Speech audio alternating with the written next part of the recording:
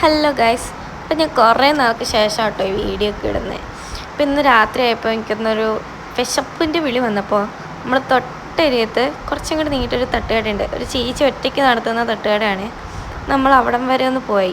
അവിടെ നിന്നൊരു പോട്ടിങ് കപ്പെല്ലാം വാങ്ങിച്ച് നമ്മൾ നൈസായിട്ട് വേഗം സ്കൂട്ടായി വീട്ടിലേക്ക് വന്ന്. അങ്ങനെ വൈകുന്നേരമായിട്ടുണ്ടായിരുന്നു.